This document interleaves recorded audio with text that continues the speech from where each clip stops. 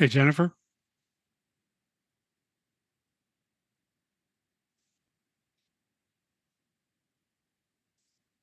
Jennifer. Yep. Oh, hi. It's 7 o'clock. Um, just so you know, JPPSW, you can unmute him. He's the secretary. All right, got it.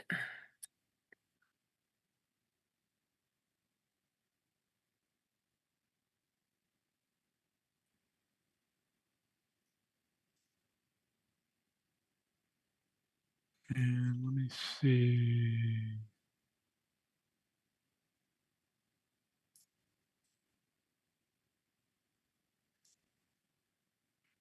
Okay, well, I guess we're still waiting for Lenny and Tony Gaethie. But we'll go ahead and get started.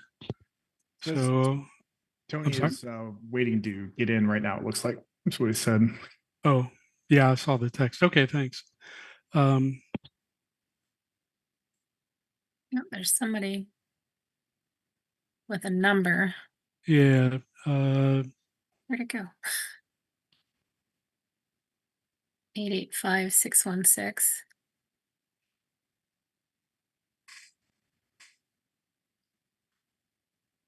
Let me check something real quick.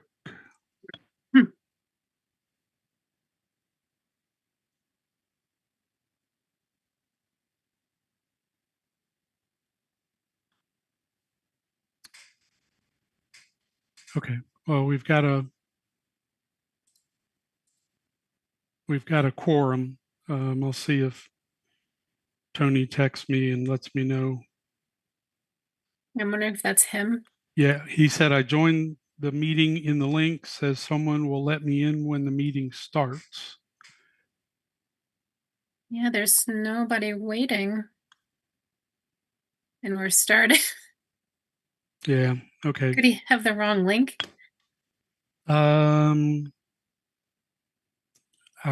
doubt it because it's right there on the agenda and it was also in the calendar invite for us.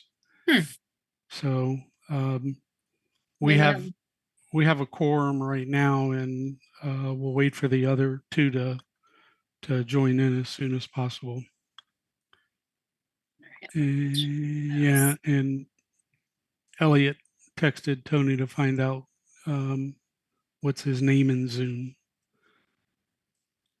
It's because I see somebody with a number. Not sure who that is. Just so everybody knows, you can click on the three dots to the right and rechange your name. Okay, there's Tony Gaethie now. Let's see, where is he? He's connecting to audio. All right. So you can go ahead and unmute him.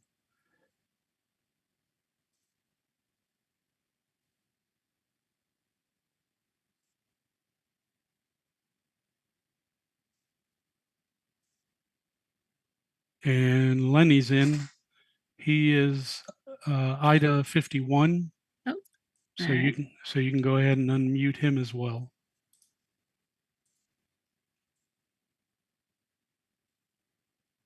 So yeah, T Gaethie. All right, so guys. And yep, there's Lenny. Disappeared. All right, so Elliot, Lenny, Tony, I did send a unmute request to. Yeah, it's unmuted now. There you go. Okay. He's there. I had it muted on my side. Whoops. Nobody else will be muted unless we recognize them, right? Correct. And until the open forum. Okay, so we'll go ahead and get started. So I'll call the meeting to order. Certify quorum of the board of directors. And the meeting was noticed in accordance with Florida statutes. So at this time, if I can get everybody to stand up, we'll do the Pledge of Allegiance.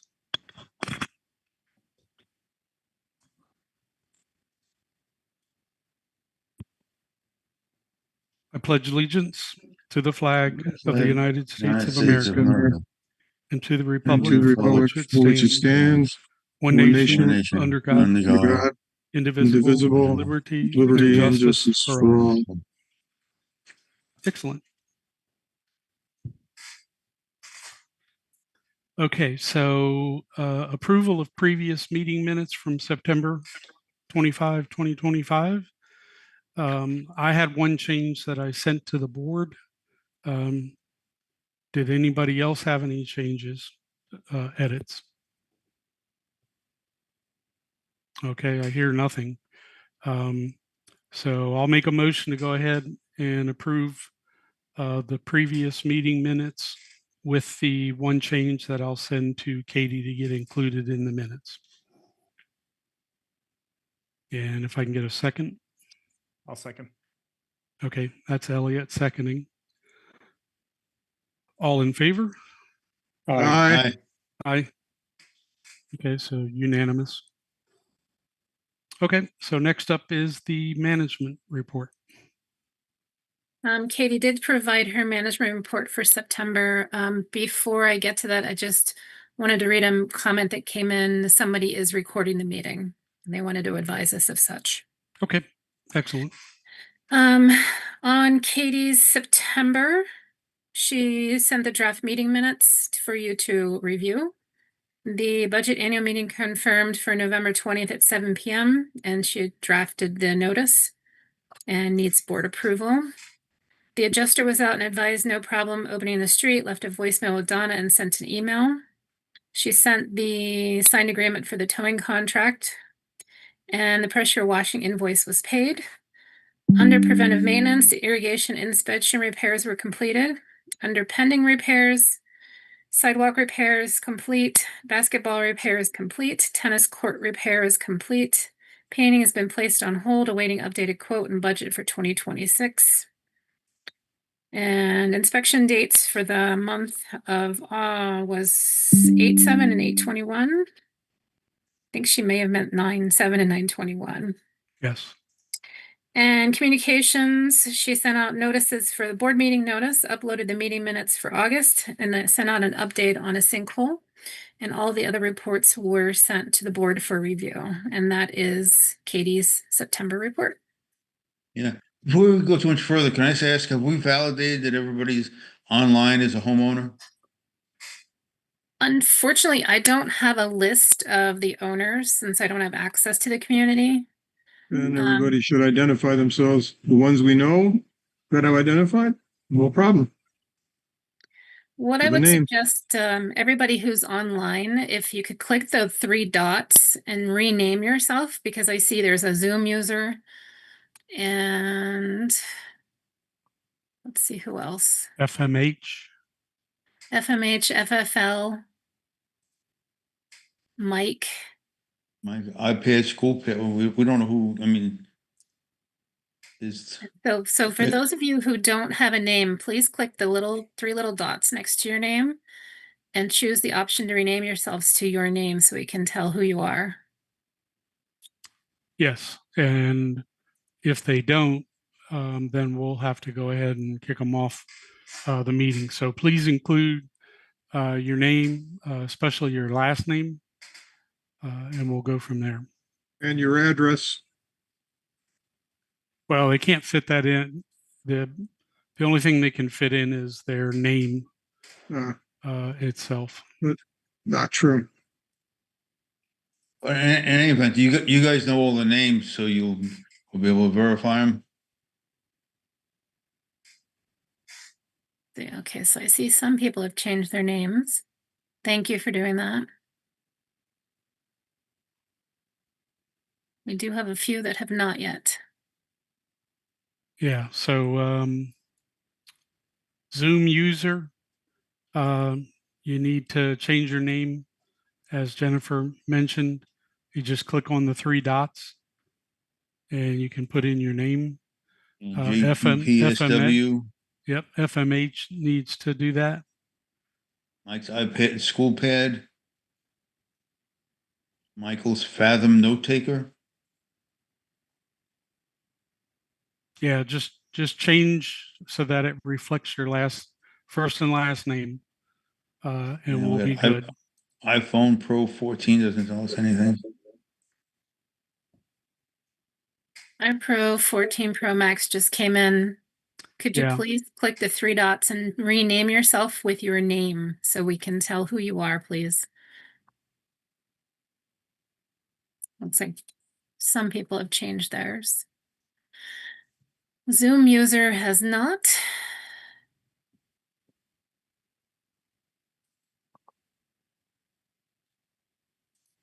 Okay, so Zoom Okay. user Got it. can be removed. Okay. Michael's Fathom Note. He just messaged me. That is Mike Chale, Chale. Oh, It's a Chalet. recording device, Hello, Charlie. Mike. Okay. Yeah, how about iPhone Pro Max? Yeah, iPhone 14 Pro Max. You need to change your name. Click the three dots and change your name to your first and last name, or we'll have to remove you from the Zoom. If for some reason any of you can't, if you send me a message in chat, I can do it for you. I just need your name. Vincent said he will be recording the meeting as well. Okay. Okay, Mike's AdPad School Pad. Let me copy that name. That one is.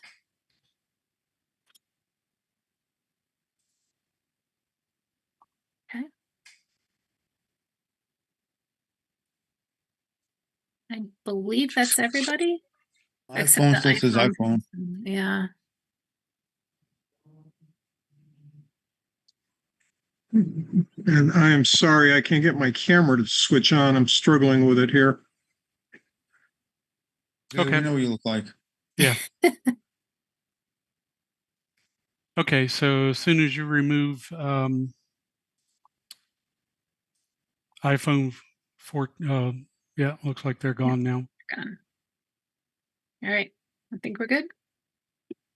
Looks like it. Okay, let's go ahead and proceed. So next up is financial arrears Mike, report. hold Yep. on a second. I want to go back to the management report. Okay. Jennifer, you said that the dates for the inspections, the inspection dates on the report were August 7th and August 21st. You thought that was just a typo, but those are the exact same dates that were reported in the August report. So I don't think it's a typo. Either we didn't get inspection dates, inspections done in September, or the management report didn't get updated for the inspection dates. So we need to find out if we got inspections done in September, because if we did not, and that's part of our service, it needs to be Yep. adjusted. Yeah. I will find out and either have an updated report sent or notify our RD that it wasn't done. But I will find out for you and get that to you. Yeah, and just so everybody knows, Katie's mom passed away last Friday. So she's out this week. That's why Jennifer is subbing in for us, and Jennifer subbed in for us once before. But I'll send Katie a notice about the inspection. And I've already sent her a notice about the inspection and she did not reply. I sent Okay. her multiple emails about a number of things and I've got no response. Okay. That's another issue that I have. Okay. Well, I know she's out all this week, so. If it's something that you'd like to forward to me, I can work on getting a response. I may need to talk to Krista or Deanna, but I can work on that for you if you'd like. Okay. I can forward them to the community. So I don't know what the support email address is off the top of my head, but You could do that, or if you want to send them to me directly, which is jstokes@accessdifference.com, then I can make sure they get answered for you. Yeah. And Okay. Tony, I would CC Krista on that as well. okay. I think a couple of the emails Krista was copied on, Okay. but I'll go back and confirm that. not 100%. Okay, so let's move along. Financial arrears report. Lenny, if you want to jump in there. Well, I don't do the arrears report. That's usually, Yep, I got that. But you can do the financials. yep. So you want me to do the financials or you want to do the arrears first? Financials. Okay. So we did receive the financial report on time, and the report itself was clean. There are a few things to mention that are unusual items and a few things that we need to get pieces and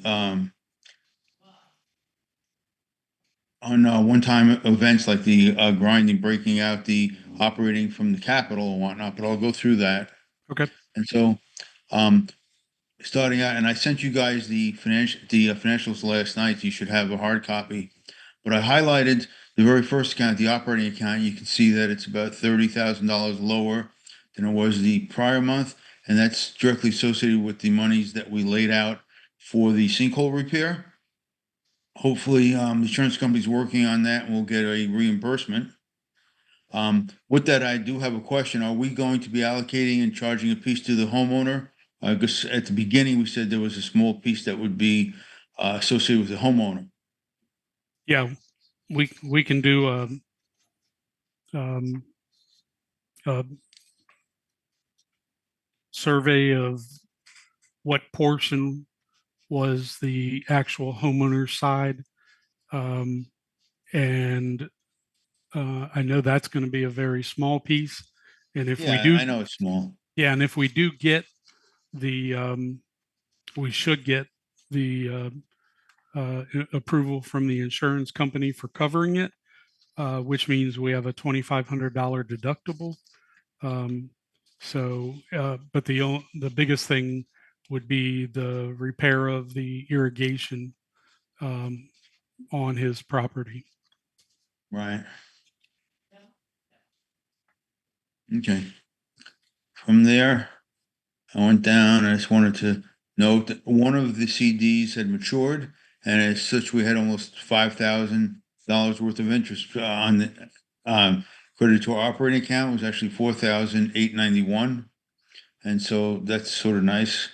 That increased the balance in the CD, and the CD was renewed, so that's a good thing.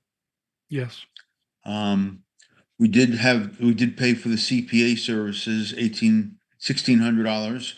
And Katie's not here, but so maybe we can, as a note, to have her follow up on is that she's supposed to find alternate suppliers of CPA services for us.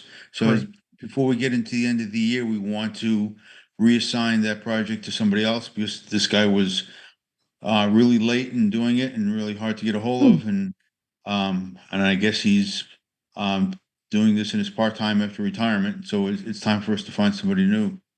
Okay.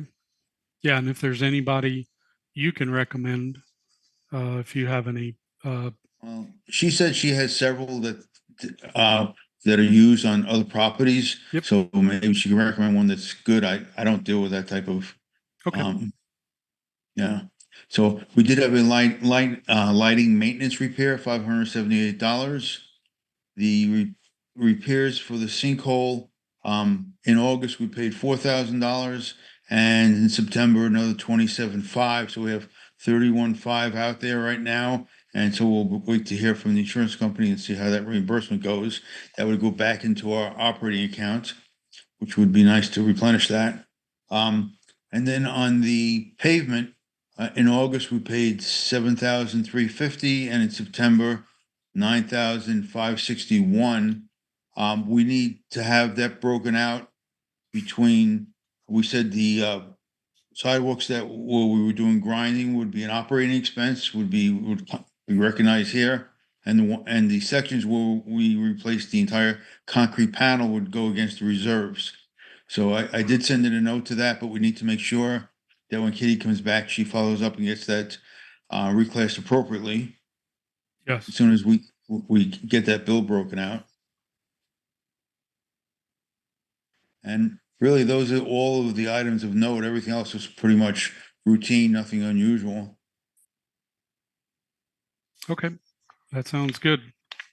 Yeah. Yeah, And just as long as this is my, just one note, just, I just want to voice my opinion. I personally prefer to have these meetings in person. Having these meetings online, I think, are a little dysfunctional, and it's hard to filter out who's who. And I think it works better in person. I realize sometimes it serves a purpose, or it's easier. There's nothing wrong with doing it occasionally. I wouldn't want it to be a regular thing. That's just my opinion, and I'm done. okay. Thanks, Lenny. I don't disagree with Lenny in that regard. Unfortunately, this is how it worked out this month. Yeah, and I get it. Okay. As far as arrears report goes, we have great news here. So the one homeowner that we had that was in a payment plan paid off their balance. So all that's been cleared up and rectified. And I'm going to make a comment in my president's report about that.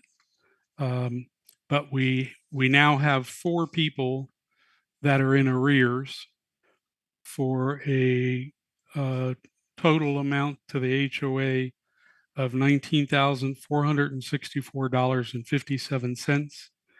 And one of those homeowners we'll be talking later about payment plan. They've requested a payment plan.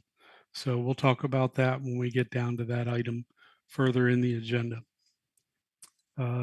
So that's it for financial and arrears report. So Tony, if you want to take over as director report. All right, so I've got a couple of things. So I have a list of questions. But before I go through those questions, I just want to make a quick statement. I want to make a statement on how I approach my role in the Regency Hills HOA Board of Directors. I've been serving as a volunteer on the Board of Directors for almost a year now. We're all volunteers who we're doing the best we can to know and understand our governing documents and the Florida statutes, and we're trying to follow them to serve Regency Hills the best we can. When needed, we'll seek counsel from HOA's property management company and also our legal counsel in an effort to remain fair and reasonable to all residents. There's a few individuals in the community that seem to thrive on drama, causing division, wasting time, and in turn costing everyone money. It's frustrating and frankly... Recording in progress. It's frustrating and frankly a sad situation. I'd like to see this situation change from adversarial to more of a collaborative relationship where we're working together. I know my fellow board members are all in agreement on this. We're trying to make right decisions that are in the best interest of our community and make Regency Hills a peaceful and well-maintained place to live. After all, this is our neighborhood as well. You're our neighbors, and we pay into the community dues just like everybody else in the community. All right, so that's my statement. Excellent. Now I want to move on to some questions that I have. Well said. Thank you. Thank you, Okay. Tony. Yep. So a few of these questions are for access management. A couple of questions for the board.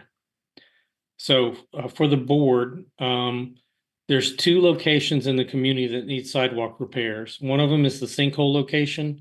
There's sidewalk and sod, as well as irrigation that needs to be fixed there. Are we waiting for more feedback from the insurance company before we proceed on those sidewalk repairs so that we Yes. can open the sidewalk back up? Yes. And I'll be commenting on that in my president's report as to the status. Okay. The May other I- location. I'm sorry. Tony, something else I'd add, because I've been able to meet at least twice with insurance people with Mike, and they've been kind of slow on this. Okay, I don't know if this is how insurance companies work, but we would have expected a better response from them, and Mike's doing a pretty good job following up. Okay. Okay, thanks, Tony. The- Real quick, Tony, if I can interrupt. Jennifer, we have a Rona as one of the people that signed in late.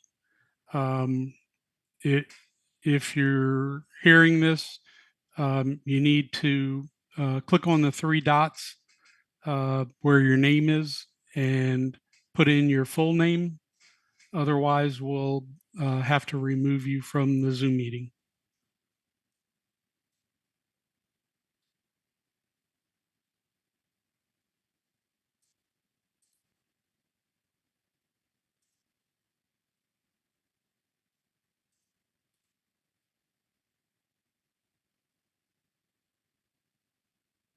And if you can't figure it out, send me a Oh, message. there we go. Rona Okay. Thompson.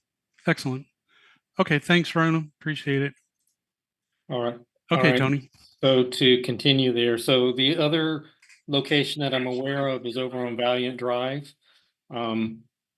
So I believe Claremont Water had been there a couple of months ago to work on the water lines in that area.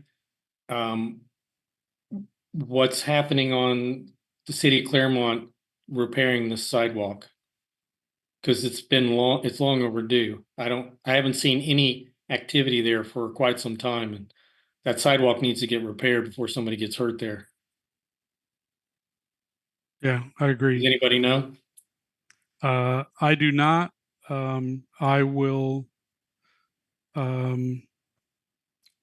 contact Public Works to find out when they're going to get to that, and I'll CC Katie on that. So when she gets back, she can address that with Public Works. Okay. Because that happened Tony, once before. I'll try to contact the owner of that property tomorrow. They're right down the street from me. I'll go over and knock on the door and see what they know about this from their end. Okay. All right. I haven't seen any activity there for No, quite some neither have time. I. I drive by every day and I haven't seen anything. Yeah. So, okay. The other thing for the board was just to echo what Lenny said about the CPA.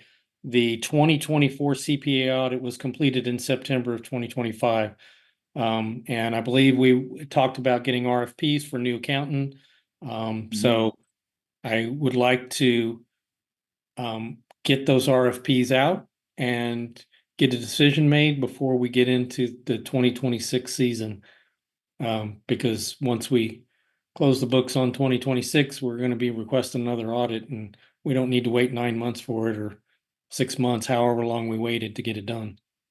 And then puts us as subject to a penalty for being late.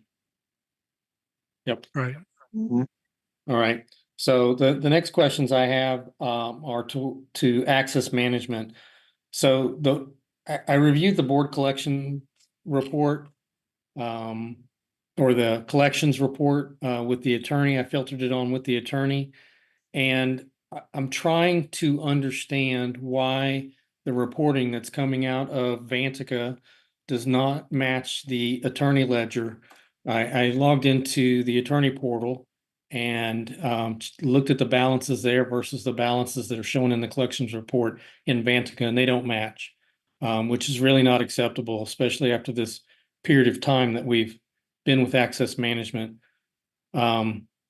So in addition to that, like the past due follow-up dates and last activity dates, for those same accounts, and Vantica showed last activity, in August of 2025.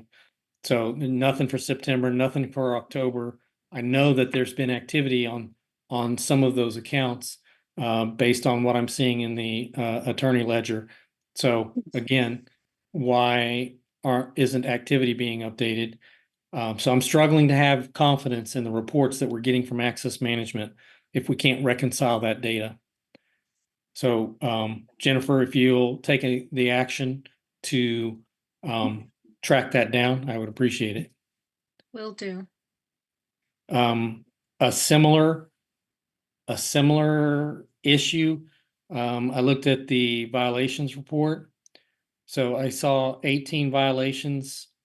So the report I pulled through Vantica was from 9/1 to 10/15. And so there was 18 violations that showed up on that report, and 9 of those violations, which is so 50% of the violations belong to just 4 homeowners. And the activity between events seems excessive. So I don't, when I look at this, I feel like access management is not doing their due diligence on bringing these items to closure. An example I can give you is there was 3 months between a monitored extension and a final attorney notice. So there's three months between that activity with nothing in between. Another this homeowner had 3 violations out there. The other 2 violations, there was 5 weeks since the first notice. And no other activity since then. So not sure why we're not getting attention on these violations. If we don't address them with the homeowners, we're not going to get them resolved, and they're just going to linger out there. So we need to bring closure to these things. Okay. So if you can take the action to follow up on that, I would appreciate it. Will do. And then there's another homeowner in the community, which I've been communicating with Katie on this since June, I believe was June of 2025 was my earliest communication with her on this. And there's been, she indicated that she was going to send violation notices for this. And then in a later email, I think a couple of weeks ago, she said that no violation has been sent and she doesn't intend on sending one, that she's contacted the homeowner and that this is in monitoring and she's following up. However, she did say that she hasn't received any updates in 2 months. So 1, why don't we have any updates? And 2, how is the board supposed to track this if there's nothing in Vantica for the board to review? So Tony, is this the tarp on the roof or is this? It is. Okay. So, That was from June, you said? well, the tarp has been on the roof. I mean, this has been ongoing for way before June. I think my initial email went to her in June. I've sent multiple emails about it. My understanding is they're working with their insurance company, and I understand that, but why don't we have an update in the last 60 days? And why don't we have something that we can track to? Because the board is unaware of any communication that's happening here, because she said she's logging it against their homeowner account, but I'm assuming that's something that she has access to that we don't. So it's not showing up on a report anywhere and we can't track it. And we need to track it. There needs to be transparency. All right. That is all that I had. Okay. Lenny, did you have anything else? No, I've gone already. Okay. Jack, secretary? No, nothing particular at the moment. You pretty much covered some of the things already, Tony as well, and Lenny earlier. The 2 issues, the concrete that needs to be repaired. Yeah, we got to get moving on that.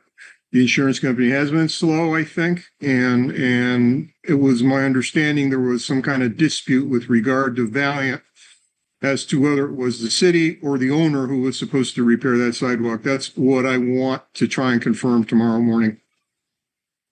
Okay, that's good to know. Is that it? For now, yes. Okay, Vice President.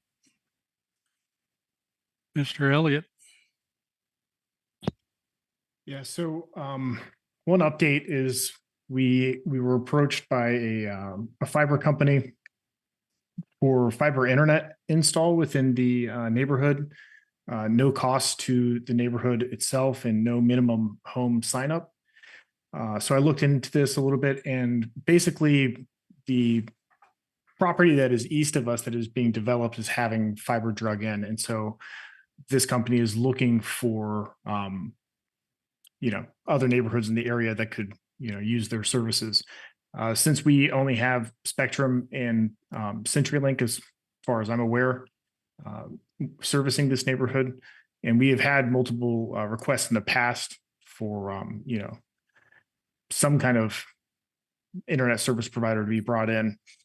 We are going to meet with this company. They're going to do a presentation for us next month, and it'll be at the HOA meeting. And essentially, we'll just check them out, see what their proposal is, and go from there. So, point being, we may have a new internet provider that will service Regency Hills, and that would be a benefit to everyone. Hopefully the internet be more reliable than we have with Spectrum. Jeez. Yeah, Spectrum's not great. Never has been. So we did get the lighting survey back. We didn't really have a tremendous amount of results here. We only had 23 votes essentially. So the response rate was pretty low overall. It looks like, keeping the lights as they are and pay more monthly fees was the highest vote with 10 votes. Reducing the lights in the neighborhood from 73 to 44 poles got 7 votes. No one wanted to get rid of all. And then 6 people had no opinion. And then past that, there were 14 votes that we consider other options, and we start looking for either new street lights or some other options there. I think that one of the things that we're going to start doing is talking to SECO about essentially buying out the lease or taking over the lease from them. We need to weigh out the options there and see what they will offer. A lot of neighborhoods are looking at alternatives to SECO or just ways to reduce that cost, as are we, since our cost has almost doubled. And so that'll also be coming down the pipe here as we make a little more progress on that. Yeah, maybe we can contact the gas company too and see if they have an alternative. You like gas lights? Well, if it's cheaper, I like it. Well, it's an option. We'll take a look, I don't know the pros and cons. We'd have to, have discovery. Sure. Yeah, we'll weigh out everything. And I'm going to talk more about the SECO buyout situation in my report. All right, sounds good. Because I know you did some work with the electrician on that. Yep. And that's about it for me. Okay. All right. President's up. So first off, I want to start off by apologizing for a misinterpretation of the Florida Statute 720 regarding the homeowners forum.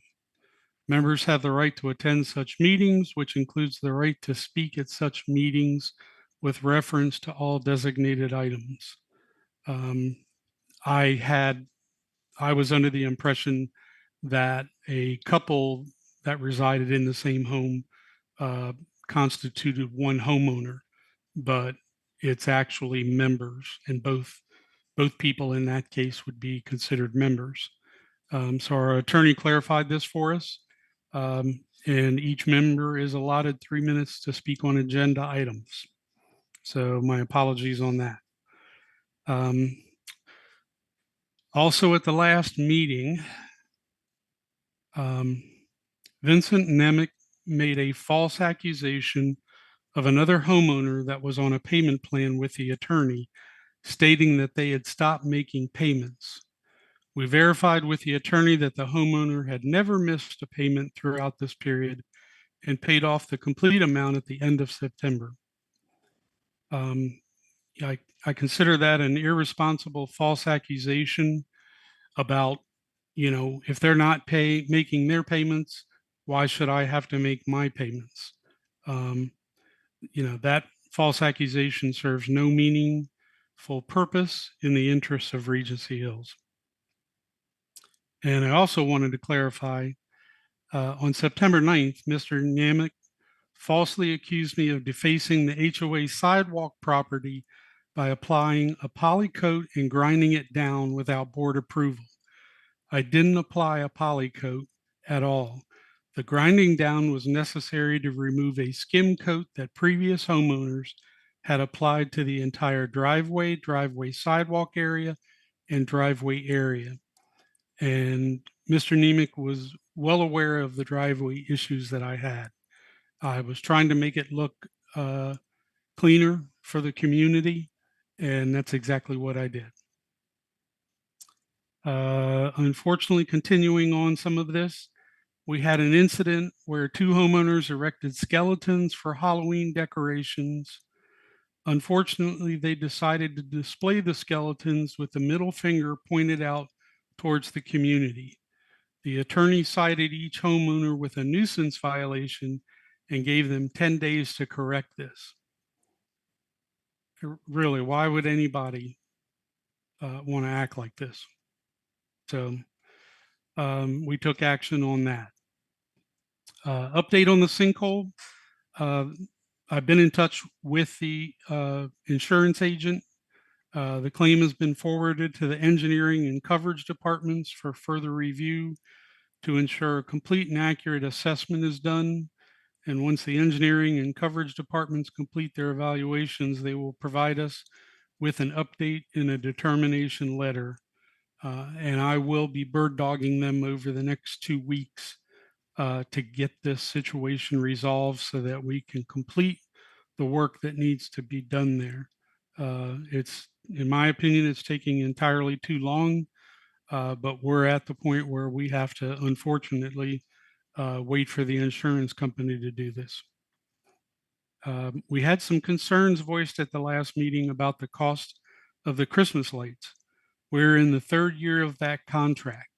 The lights are LED, so electrical costs are as low as they can be, but we will evaluate future companies over the winter, keeping costs down as a top priority. On that note, my casino, in the past, we've had other companies. Yep. And when we've had complaints when they didn't think it was up to the standard that the community wanted.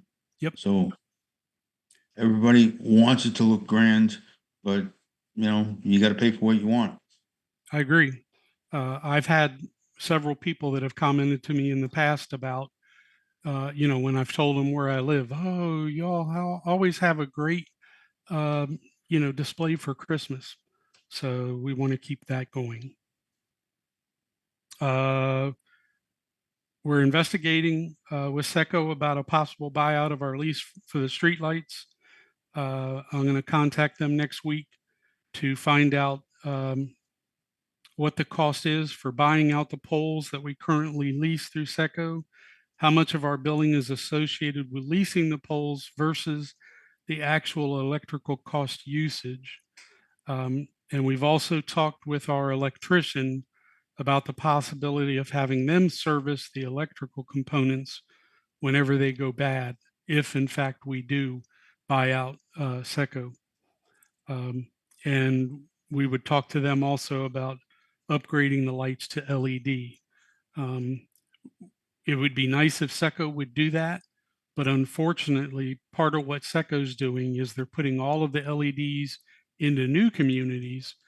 And if any of the communities they choose have the high pressure sodium light bulbs available, they'll rotate those to other communities. And I'm afraid that ours would be one of them. So they would just keep fitting us with the HSP bulbs. And we don't want that. Public service announcement, remember to adjust your irrigation timer with a move to Eastern Standard Time on November 2nd. Claremont allows Regency Hills to irrigate on the following schedule for the fall. Odd addresses are Thursday, even addresses are Friday. And if Claremont catches you, they can issue you a fine for that.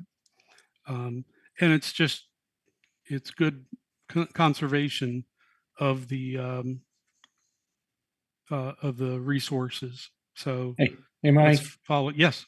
are you sure those days of the week are correct? Because for Regency Hills is a different, the normal watering schedule is Mondays and Thursdays. Yes. Yeah. For yeah. odd number addresses. So It's Monday, Thursday during the summer months. you're And right. then when the time changes, it goes to just Thursday. Well, Okay. All right. So I just tracking. pulled all this information off of Claremont's site today. Yeah. So this is the latest and greatest. Okay. And these are the correct dates. So you can't just pick one of the dates. It has to be Thursday for odd and Friday for even. Correct. Okay. Tracking. Yep. Okay.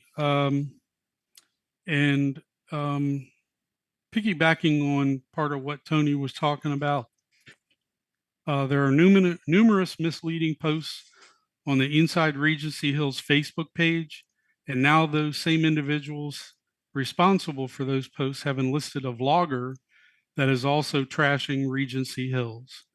We have received comments from other communities in Claremont asking what's going on in your community. These individuals are defacing Regency Hills with mostly fictitious information. Does any of this help us retain Regency Hills as a pleasant community to reside in? They can't stand to not be in charge. So we're calling out folks here. If you're going to trash Regency Hills, not a good thing. Bringing down the value of our homes. Yeah. Well, it creates a situation where people come in and look at homes and they go, oh, we did research and saw all this garbage about Regency Hills. We don't want to live there. We're working hard to ensure Regency Hills is a pleasant community. And last week we had two neighbors that informed us that the irrigation sprinklers out front were stuck on. We quickly remedied that situation. So a thank you to both of those homeowners that informed us about what was happening. This is a great example of neighbors helping neighbors and taking care of their community. And that's it for the president report. So next up is committee reports. The Architecture Control Board. So Jack, if you want to go ahead and take over there. Okay. Hello again. First of all, I'm sorry my camera is not working. I can't get the thing to work. Okay. But this month the report's going to be a little longer. Margaret and I spent some time this past month reviewing comments that were made by Vincent Nemec with regard to two recent architectural requests that we approved, one on Barrister Drive and one on Majestic Isle. Some things have been said at last month's meeting and in writing that are inaccurate. They're factually incorrect. I'm going to address both of those tonight. The first one was the request by Mr. Mike Lapos on Barrister Drive to replace two deteriorating hedge bushes located in his backyard along the fence, basically the northwest corner of his property. He wanted to plant flowering privacy bushes. We looked at it actually after Mr. Nemec decided to post comments less than 24 hours after Mr. Lapos made his request. In his comments, Mr. Nemec said he was confused for several reasons. He thought it was a previously denied request and made other comments that you can look up if you want to go on site to that property and look at the history on the ARC tracker. Subsequently, Mrs. Nemec sent the HOA Board of Directors and Access Management a letter warning that there are high-pressure gas lines inside Regency Hills, and that approving the owner's request to plant new flowering bushes would risk causing explosions and fires that could harm people and destroy structures. That is factually inaccurate. There are no high-pressure gas lines anywhere inside Regency Hills. There have never been any high-pressure gas lines in our community. High-pressure gas lines in Florida are lines regulated at 800 to 900 pounds per square inch PSI and higher. According to 3 Lake Apopka Natural Gas District officials we consulted directly, not customer reps, but executives who actually build, operate, monitor, maintain, and repair the gas grid. Natural gas piped into Regency Hills by Lake Apopka Gas is regulated at 60 PSI. And the natural gas that is piped into individual homes through the gas grid inside Regency Hills is regulated at 1/4 PSI or 0.25 PSI at the point where line pressure is stepped down from 60 PSI to 1/4. They all were unanimous in stating that there's no risk whatsoever of life-threatening explosions and fires. They also said that many properties in our community actually have trees planted by the developer more than 20 years ago over gas grid areas and utility areas and other shrubbery. They said that their gas lines in our community and other communities basically are buried sufficiently deep that the only time ruptures happen is when holes are dug 3 to 4 feet deep or when contractors don't get 18 markings beforehand. But Mr. Lapos had no plans to dig deep holes and he was 811 compliant. It is also not the same request that was previously denied, as Mr. Nemec inaccurately claimed in the letter and in his posting to the ARC tracker. The request that we approved in September was for the removal of 2 deteriorating hedges on his green perimeter fence, not in the area of the previous request. It was also a request that was identical to a previous request Mr. Lapos had made as far back as August 2020, which was approved at the time unanimously by the ACB in September of that year. And Margaret Rose was on that ACB. They just never got around to doing it. So there was a precedent to our approving this request. And we stand by it. Now, Hey, Jack, yes. I need to interrupt you real quick. Jennifer, there's a Carrie on the line, and Carrie, if you're listening, you need to identify your full name. So if you click on the 3 dots above your name, you can go ahead and change your name. If not, we'll have to cancel you off the call.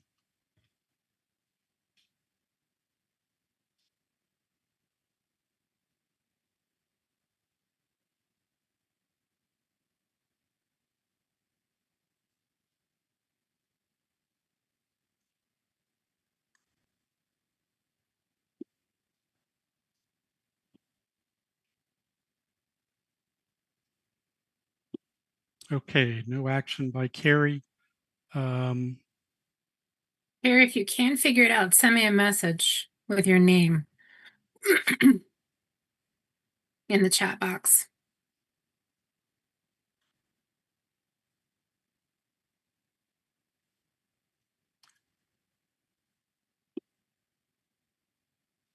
Okay, Carrie, we're going to go ahead and remove you from the chat. From the Zoom meeting. If you want to sign back in with your full name, we'll accept that. But at this time, Jennifer, if you can go ahead and remove her, we need to press on with the meeting. Got it. Excellent, thanks. Okay, Jack, sorry Well, for the interruption. Before commenting on the second one,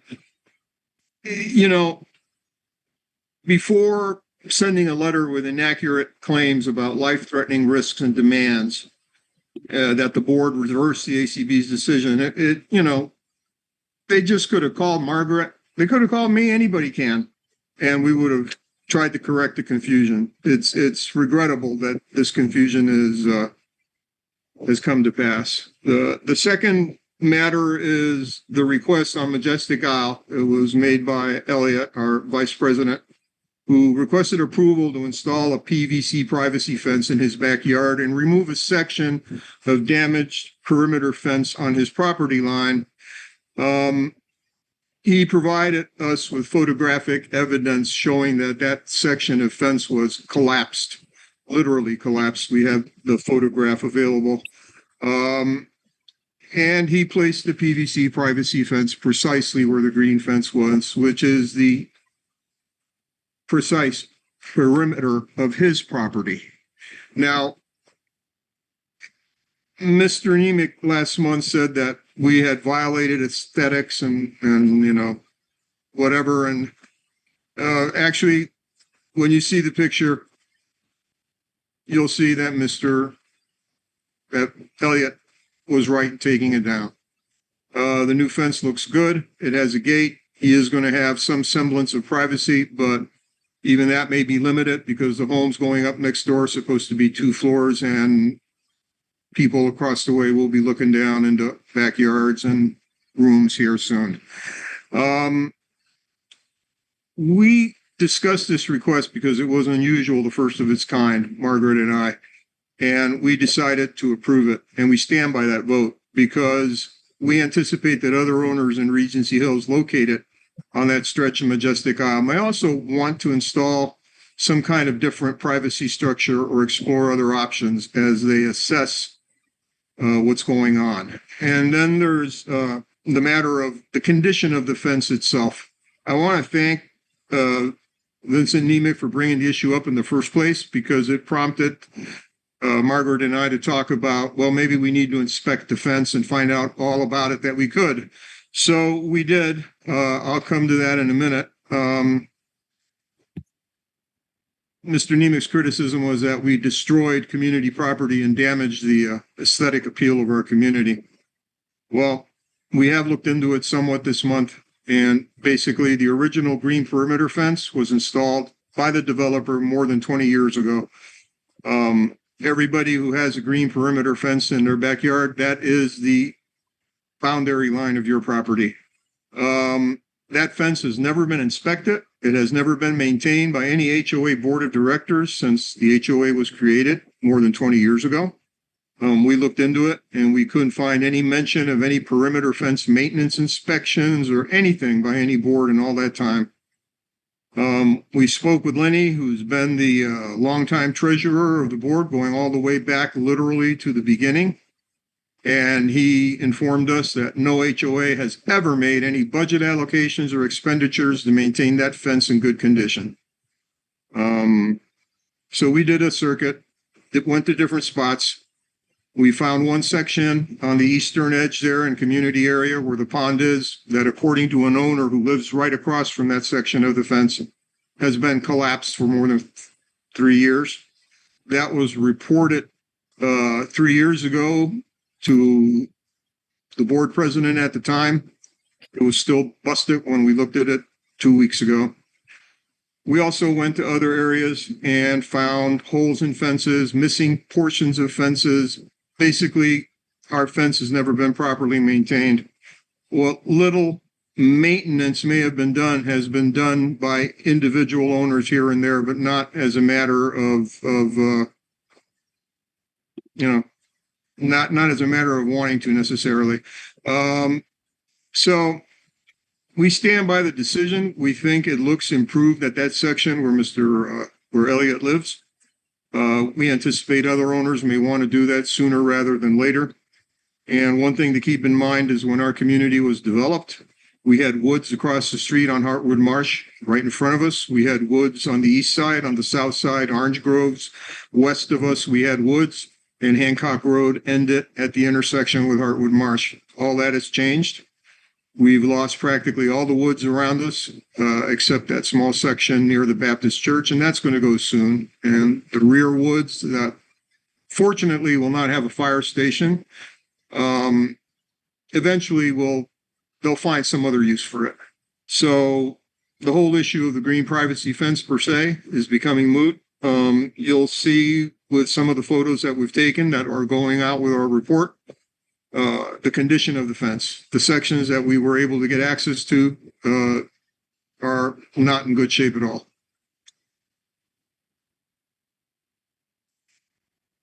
And that's it for now. Okay, real quick, Elliot and his wife met with the developers. And Elliot, if you want to comment on the situation about the fence. Yeah, so I actually met with the developers next door because we had made a couple complaints essentially to the city that they were starting up their vehicles at like 6 a.m. So we were getting woken up by the 6 a.m. backup alarms that you hear when those tractors start moving and stuff like that. And so anyways, we met with the site superintendent and the main manager guy and had a really good conversation. It was non-adversarial. I mean, they apologized. They said, hey, and we weren't being adversarial as well. We were just saying, hey, this is the issue we have. We know this is work that you guys have to do. It's your job. But,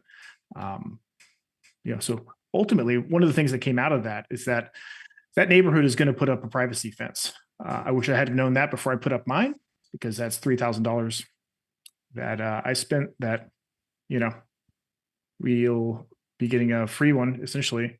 So, it really brings up the point of if they're going to put a privacy fence in there, I would like to have a conversation with them about us, possibly removing that section of green fence that goes along that property line and having them essentially put the privacy fence in right where it would go. We want to repost the corners of the green fence that we wouldn't be replacing or removing. That way it's still structurally, kind of structurally sound.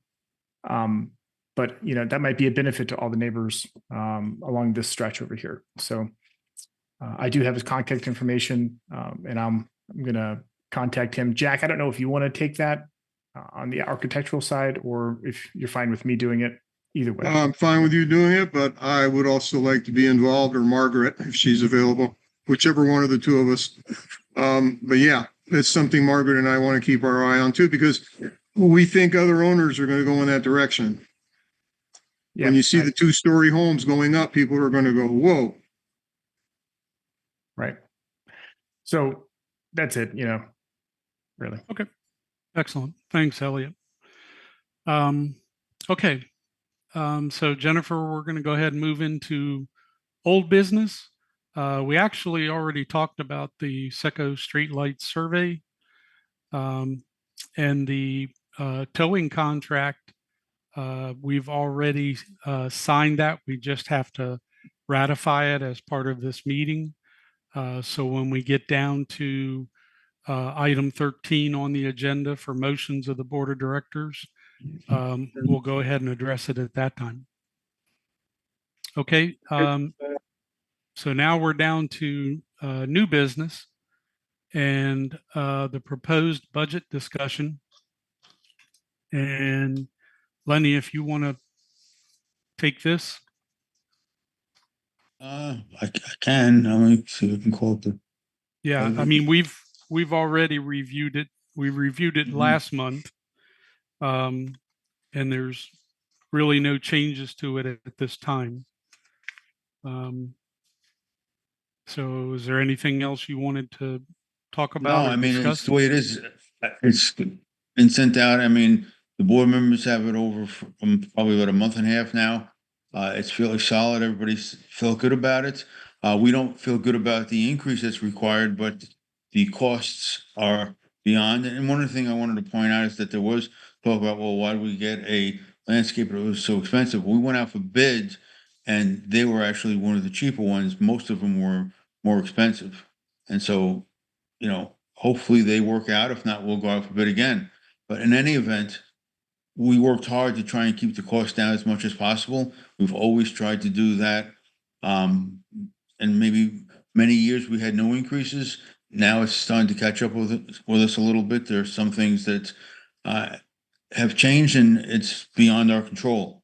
I mean, especially like the electric bill and things like that. I mean, it's just, it is what it is. So, Like I told you, the numbers are the numbers. mhm. I have a question about it real quick. So I wasn't at the September meeting. So Lenny, are there any changes since we looked at it in August? No, none at all. Okay. Okay.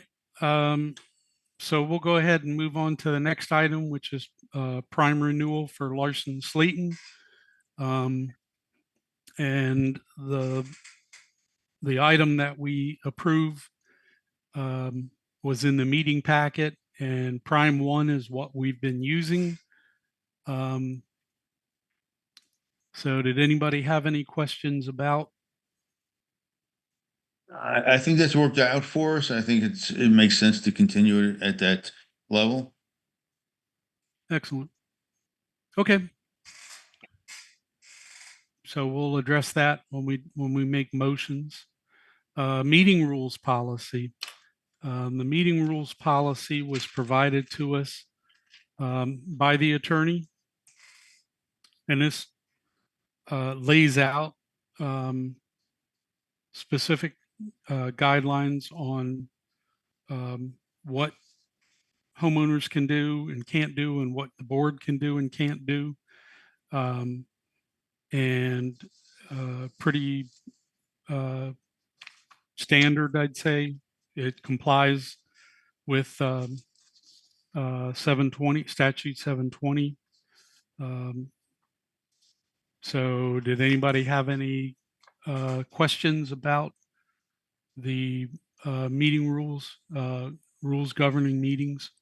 I just think it's important for everybody to understand that both the meeting rules and harassment policy were not written by the board members or the management company. It was written by an attorney and was consistent with what majority of HOAs use and consistent with statutes. Excellent. Okay, anybody else have anything? Okay, then we'll move on to the anti-harassment policy.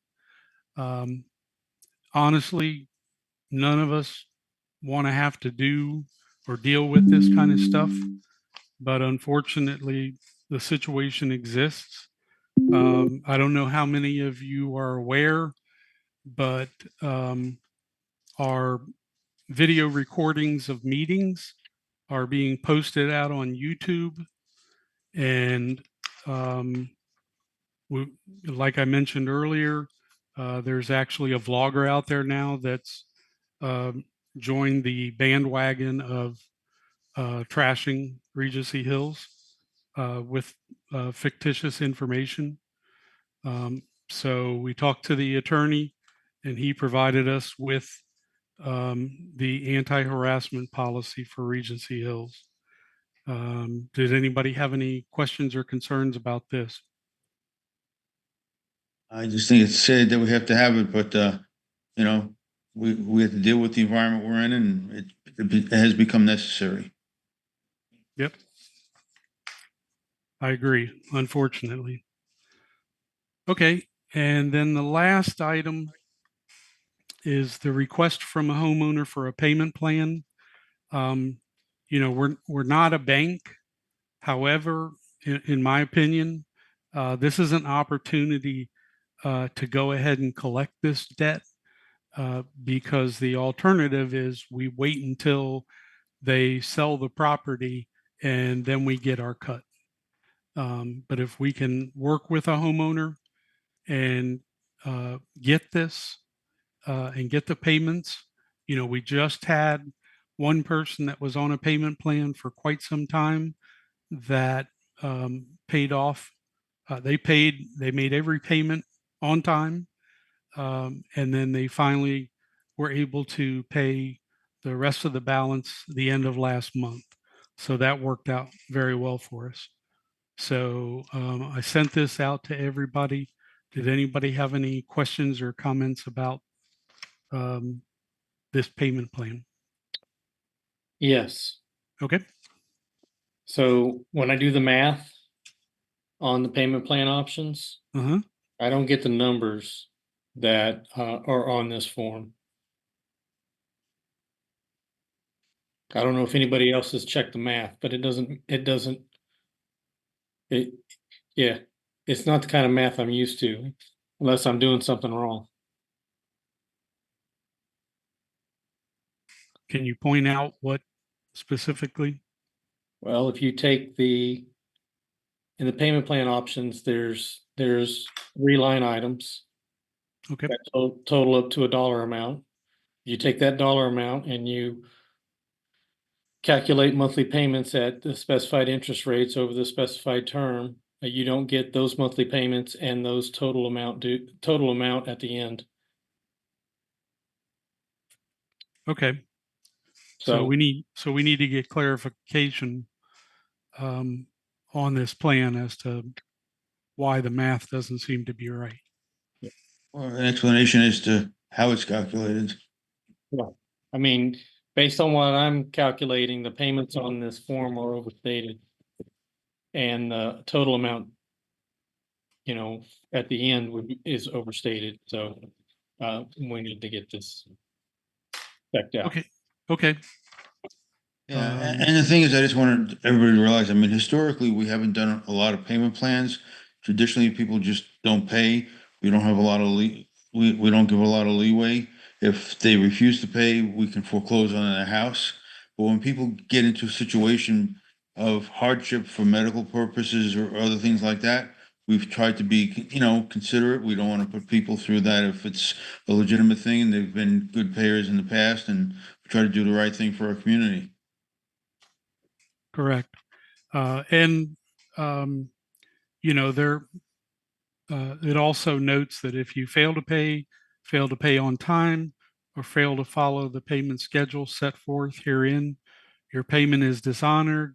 You request a payoff, or you request an estoppel for the sale or refinancing of your home, you will be responsible for the additional assessments, late fees, costs of collection, and attorney's fees.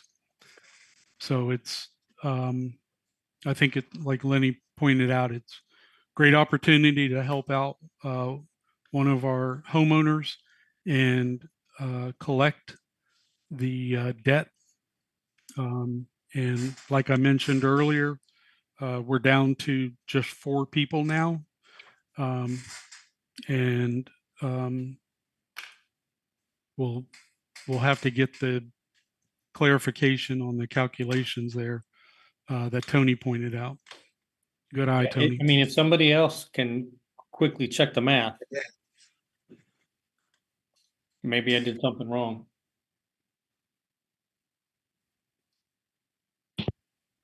Tony, I'm looking for the email where the actual payment plan was sent out. Yep, it came from Terrence. Yeah, and I think I forwarded it also. I can. Gotcha. Terrence Johnson, Did you find it? I believe so.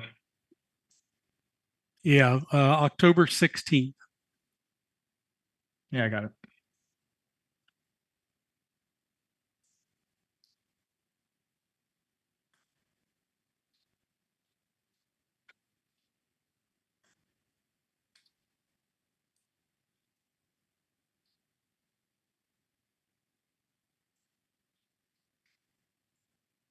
Yeah, I wanna look this over a little bit.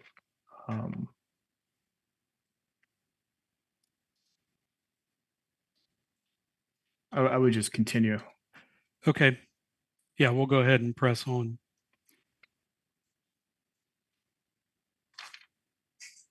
Yeah, we'll get clarification on that. Okay. So that's it for new business. So Jennifer, if you want to lead us in the owners forum, owners have 3 minutes to speak to the board on agenda items. Reserved for comments related to items listed on the agenda only. Each member will be allotted 3 minutes to speak. Any questions or concerns for the management team or question Questions that are not related to the agenda should be submitted via email to customerservice@accessdifference.com or through the owner portal for proper review and response. So yeah, if you have other questions or concerns that aren't specific to a agenda item, please go ahead and submit those to Access, like I mentioned, between the email or the owner portal. Okay, so Jennifer, how do you want to? So either people can use the raised hand function, or you can send me a message privately that you would like to speak. Looks like we have Joe. Joe, I'm going to send you an ask to unmute, and you'll have 3 minutes.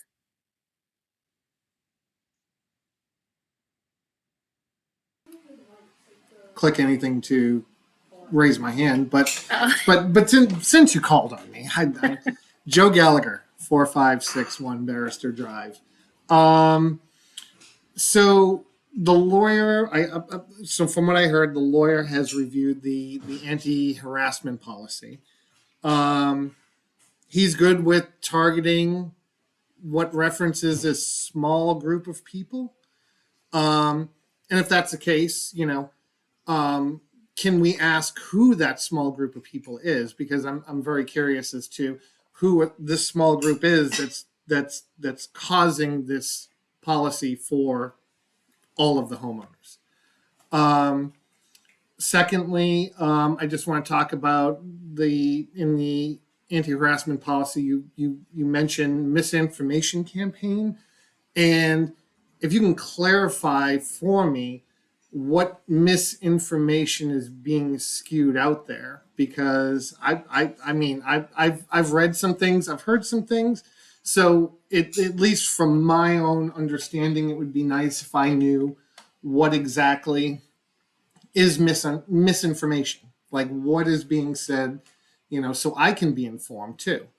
Other than that, it talks about in the anti-harassment policy about a fine. What's the due process for the homeowner to appeal that fine? Typically, according to Florida Statute 720, you have to have a fine committee. We do not have a fine committee currently. So if you were to find that someone is,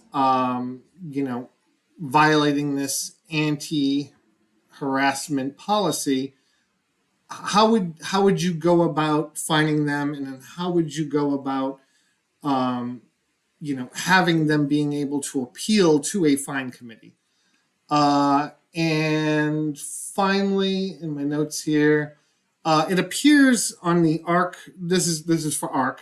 This is the ARC portion of the agenda. It appears that homeowners no longer have access to open requests on ARC Tracker. It's been like that for about 30 days. Per Florida Statute 720-303-2A, it requires all committee meetings where decisions to be made to be open to all homeowners. I'm curious as to where we're having visibility into these requests, because I've talked to a few homeowners who have submitted requests recently and have been approved, and we have no visibility into it. So are we going, and as you log into ARC Tracker, we're told that we have in-person meetings now. And within the last 30 days, to my knowledge, we haven't had an in-person meeting. So I'm just curious. Sorry, Joe, your time's up. That's fine. I'm done. And by the way, I just want to say happy Halloween, and I hope you like my skeleton decorations. Thank you.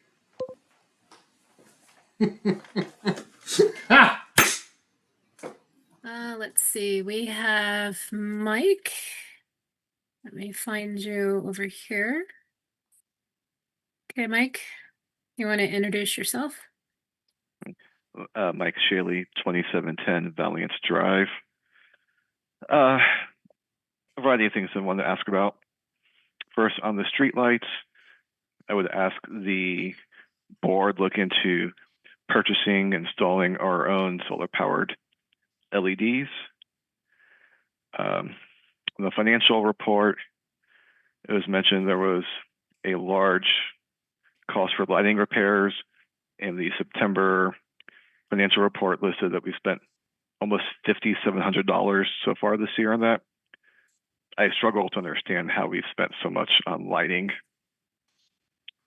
For Elliot, on your report, it'd be interesting getting the name of the fiber company so I can look them up before next month's meeting. The towing policy, it mentioned 24/7 towing of illegally parked cars in addition to the no overnight parking. I don't recall that being mentioned at last month's meeting, but examples in there were like, your left wheels along the curb, blocking the street. I am concerned about that and roam towing in general because roam towing has a reputation for being predatory, and eventually they're going to tow a vehicle that is they'll incorrectly tow a vehicle. And I'm wondering, what is the process for that for a homeowner or a guest if their vehicle is towed improperly? Like, how do they get it back without being out of the money? The anti-harassment policy, I was also wondering, who is the judge of one's behavior is harassing, and what is the appeal process for homeowners? And then finally, for Michael's report on the skeletons, like, to me, that's a First Amendment thing. Just let people enjoy their skeletons. Thank you. Thank you. Do you mind if so Mike, just so you know, the company is Gigapower. So it's GIGAPOWER. They're not an ISP themselves. They install fiber internet, they install the fiber infrastructure and then they resell it. In this case, it would be reselling it to AT&T fiber services. That's probably AT&T Uverse if I had to guess. But it was Gigapower. That's the company that's going to do the presentation next month. All right, we have a request next from Vincent. Let me send you the unmute. Oops. Okay.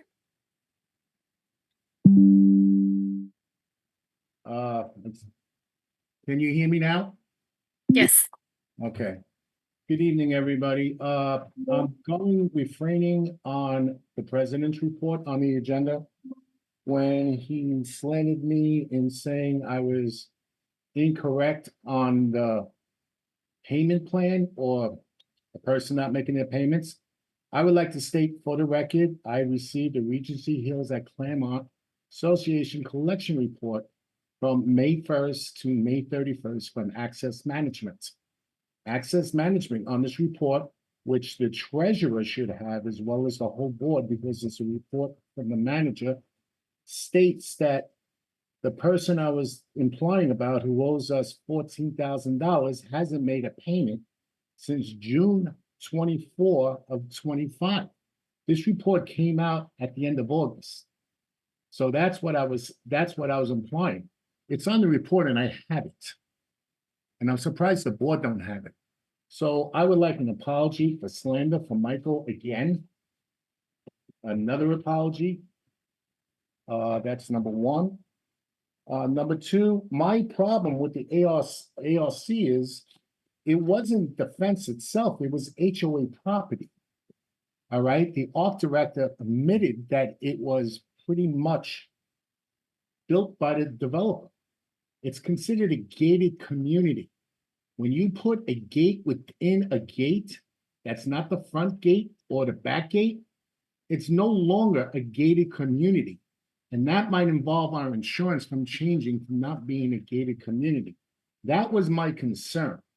Why is it that all of a sudden Lenny doesn't remember that a previous board member, when he was on the board, the HOA paid for a fence, the HOA fence that was taken down because of a tree.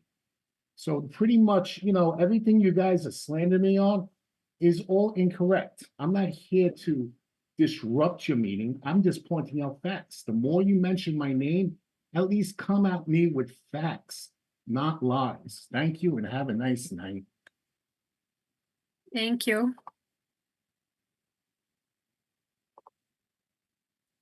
Does anybody else like to speak? You can send me a message.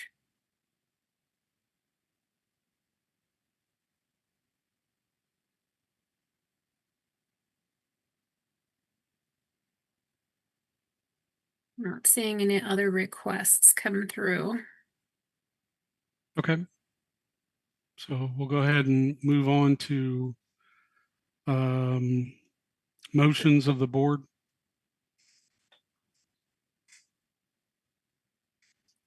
Make sure. I thought I saw somebody. Sorry. Go ahead. All right. Okay. So first thing, I guess we'll make a motion on the proposed budget. So I'll make a motion to approve the budget for 2026 as it stands. If I can get a second. I'll second it. Okay. All in favor? Aye. Aye.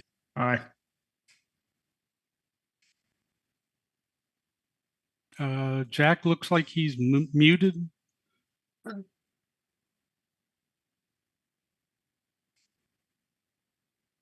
Aye. Excellent. Thanks. And Tony looks like he's muted.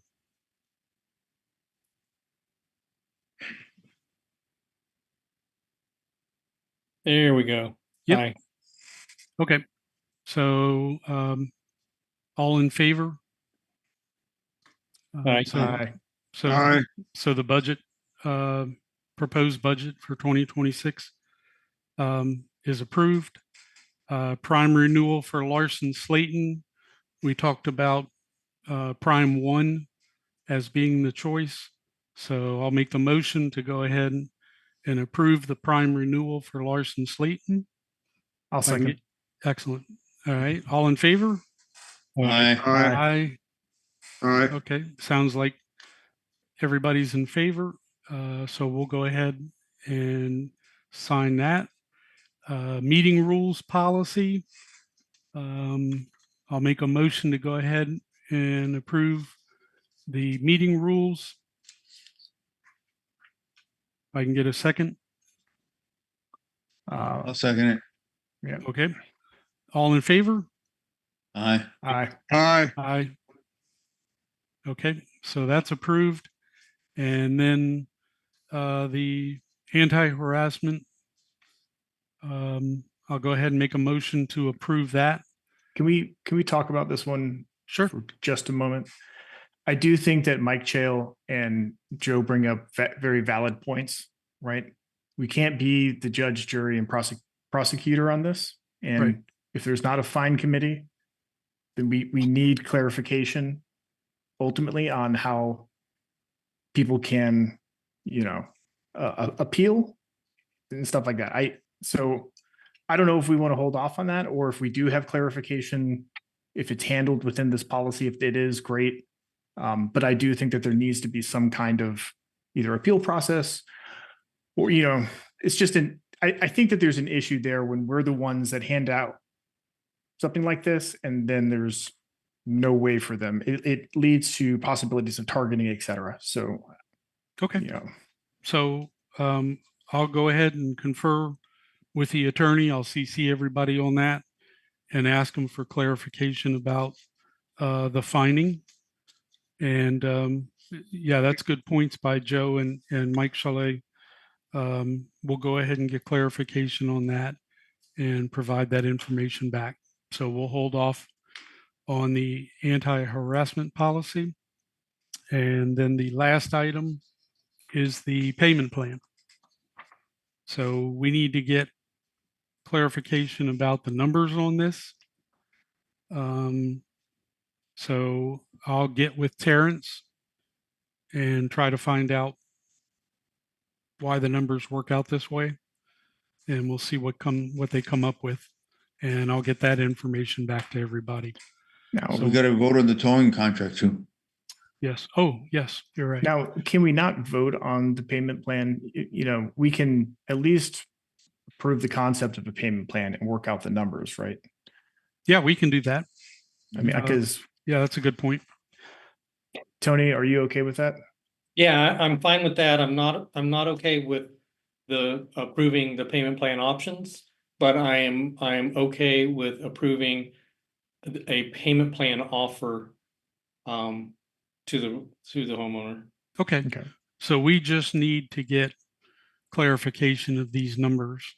So I'll get with Terrence and try to find out how this works and, why the numbers are different. And then I'll get that information back to everybody. So I guess for now, we can go ahead and approve the payment plan with the understanding that we're going to get the numbers corrected. Is that good for everybody? That's good for me. Absolutely. Yep. Yes. I'll second that payment plan as well. I think it's important that we offer this.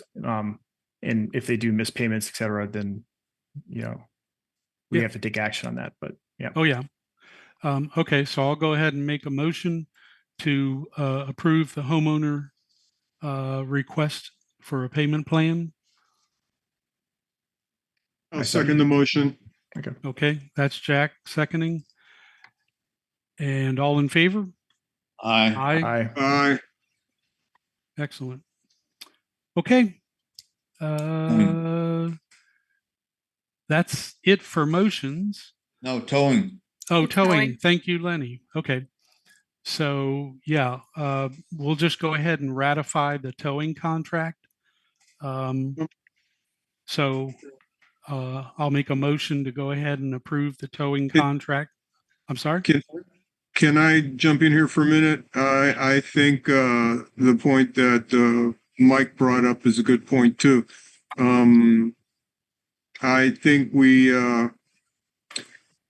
need to look at that and at least clarify for people who have doubts exactly when towing would take place. There seems to be a concern that it's going to happen all day long and from sundown to dawn. Jack, No. the contract allows for whenever we want. We would give them post orders as to what is acceptable. When they can, when they can't, what is the time, what is the days, what are the blackout times?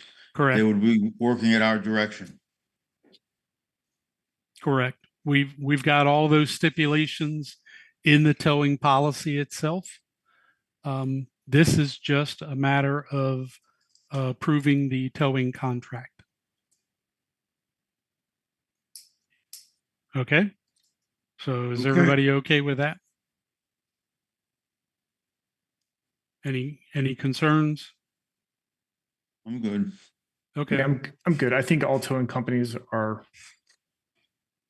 I have issues with towing companies myself. But I have seen a lot of street parking on the overnight. Yep. So, I mean, I think, ultimately this is a policy that's already in place. And we just need to have a company that's actually going to do the towing. If it doesn't work out, we can get rid of them. I do think that if they are, I think that there are rules around if they are towed incorrectly and they can prove that, then there should be some kind of compensation for that. I would like clarification on that, right? So I think that's a very valid point. Okay. We can further stipulate in the policy, but I think everything that we currently have in the policy that talks about time as to when they can do the towing and the dates Where they can tow. and where they can tow and the dates that the towing doesn't apply, such as Thanksgiving week, Christmas, and then certain other holidays. I think it's also important to make sure that we communicate to the homeowners that, if an exception is needed, if they have some event. Yep. Some celebration of some sort, birthday, wedding, whatever it might be, and they need to have some overflow parking, that there's overflow parking not at the pool area, but in addition, if they need to request, parking in the street during time when there's a potential for them to be towed, they need to submit that request through access management for an approval, and they need to make sure that they get that approval, not just because they sent the email that's their approval. They need to make sure they get the approval. Yes.